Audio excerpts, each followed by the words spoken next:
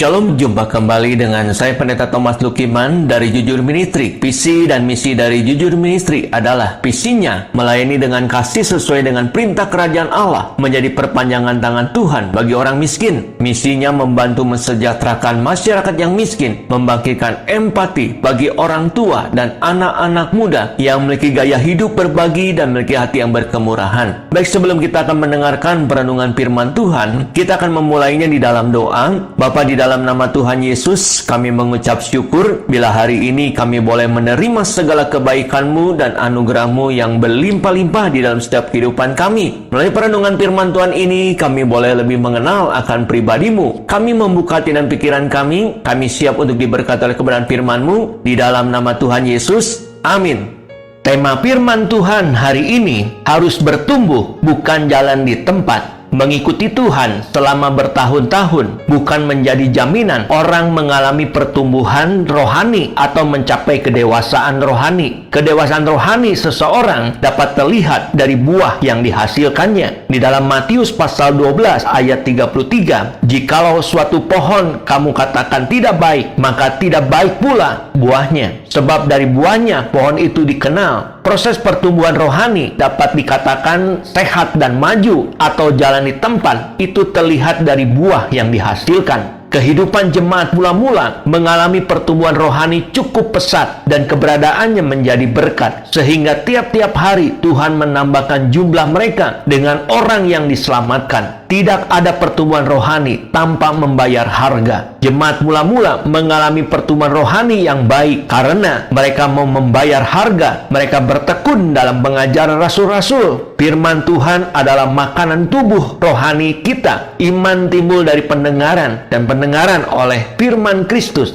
Firman Tuhan bermanfaat untuk mengajar, menyatakan kesalahan, memperbaiki kelakuan, dan mendidik orang dalam kebenaran. Respon hati terhadap firman Tuhan sangat berpengaruh besar bagi pertumbuhan rohani seseorang. Maka terimalah firman Tuhan dengan lemah lembut, benih yang jatuh di tanah hati yang baik yang dapat bertumbuh dan berbuah 100 kali lipat, 60 kali lipat, dan 30 kali lipat. Bertekun dalam pengajaran firman juga mencakup perenungan firman Tuhan dan tinggal di dalamnya. Menjadi pelaku firman Tuhan dan menghidupi firman Tuhan tersebut. Jemaat mula-mula juga hidup dalam persekutuan. Dalam persekutuan mereka saling memperhatikan, menguatkan, menopang, dan bertolong-tolongan satu sama lain. Dampak dari persekutuan yang kuat ada sukacita dan memuji Tuhan. Kedewasaan rohani ditandai adanya perubahan hidup yang nyata, sehingga hidupnya menjadi berkat dan hidupnya membawa dampak. Selama kita hidup, kita tidak lepas dari namanya pembentukan Tuhan, yang tujuan akhirnya Tuhan membentuk hidup kita seperti Kristus. Di dalam Yeremia pasal 18 ayat 4, apabila bejana yang sedang dibuatnya dari tanah liat di tangannya itu rusak, maka tukang periuk itu mengerjakannya kembali menjadi bejana lain menurut apa yang baik pada pandangannya. Kehidupan seorang Kristen adalah kehidupan yang berproses. Artinya, kita harus mengalami pembentukan dari Tuhan. Seperti tanah liat yang berada di tangan tukang periuk. Sebelum menjadi sebuah bejana yang indah dan bernilai tinggi, tanah itu harus diproses berulang-ulang sampai menjadi apa yang diinginkan oleh si penjunan. Jika memperhatikan kehidupan orang-orang di dunia ini, sebagian besar hanya fokus dan berorientasi kepada hasilnya saja, berharap menjadi orang yang berhasil dan sukses seperti orang lain, tapi tidak mau bekerja keras, ingin memperoleh kekayaan sebanyak-banyaknya, tapi tidak peduli bagaimana cara harta itu diperoleh. Bahkan segala cara ditempuhnya tanpa memperdulikan apakah cara itu benar, halal, haram, atau melanggar hukum. Karena ingin menduduki jabatan yang lebih tinggi, seseorang rela menempuh jalan yang sesat, melakukan suap, atau mencari pertolongan kepada paranormal. Ada pula yang hantam kromo demi mendapatkan pasangan hidup, padahal ternyata pasangannya itu sudah beristri dan lain sebagainya. Segala cara ditempuh oleh orang-orang yang ingin mendapatkan segala sesuatu secara cepat tanpa harus mengalami proses. Berhati-hatilah ketika seseorang menempuh cara yang tidak berkenan kepada Tuhan, apalagi sampai datang meminta pertolongan kepada iblis atau kuasa gelap. Kelihatannya pertolongannya itu cepat datang, tapi iblis tidak pernah memberikannya dengan gratis. Ada harga yang harus dibayar oleh orang tersebut. Dalam kehidupan orang percaya, ada berkat, pertolongan, dan mujizat yang secara pasti disediakan Tuhan bagi kita ketika kita mengikuti aturan-aturan yang ditentukan Tuhan untuk kita kerjakan. Ini yang disebut proses. Di dalam Matius pasal ke-6 ayat 33, tetapi carilah dahulu kerajaan Allah dan kebenarannya, maka semuanya itu akan ditambahkan kepadamu. Artinya, jika kita mampu melewati proses yang Tuhan kehendaki dengan benar, maka berkat-berkat itu telah tersedia bagi kita. Yang pasti semua janji Tuhan adalah ya dan amin. Dia tidak akan pernah mengecewakan umatnya. Pertanyaannya, sudahkah kita berhasil melewati proses yang ditentukan itu? Seringkali kita tidak mau mengalami proses yang ditentukan Tuhan bagi kita. Yang kita pikirkan hanyalah bagaimana mendapatkan berkat dan pertolongan Tuhan. Sehingga ketika proses itu terjadi, kita cenderung memberontak dan menyalahkan Tuhan. Kita tidak tekun dan tidak setia menjalani proses tersebut. Di dalam Bilangan pasal 23 ayat 19, Allah bukanlah manusia sehingga ia berdusta, bukan anak manusia sehingga ia menyesal. Masakan ia berfirman dan tidak melakukannya, atau berbicara dan tidak menepatinya? Tuhan kita adalah Tuhan yang tidak pernah ingkar janji. Dia senantiasa menepati apa yang dijanjikannya. Dia Tuhan yang tidak pernah berhutang kepada siapapun yang mengasihinya. Maka dari itu kita harus percaya bahwa Tuhan pasti sanggup menolong kita sebesar apapun persoalan yang kita alami. Akan tetapi yang Tuhan kehendaki adalah kita harus mengikuti jalan-jalannya. Kita harus siap diproses dan dibentuk olehnya. Kita pun harus setia mulai dari perkara-perkara kecil terlebih dahulu. Jika kita setia dalam perkara kecil, Tuhan akan mempercayakan perkara yang besar kepada kita. Contoh dalam Alkitab yaitu bangsa Israel. Pekerjaan yang paling mudah bagi Tuhan untuk membawa bangsa Israel keluar dari Mesir. Tapi mengapa sepertinya selalu dipersulit oleh Fir'aun? Fir'aun bukanlah apa-apa di hadapan Tuhan.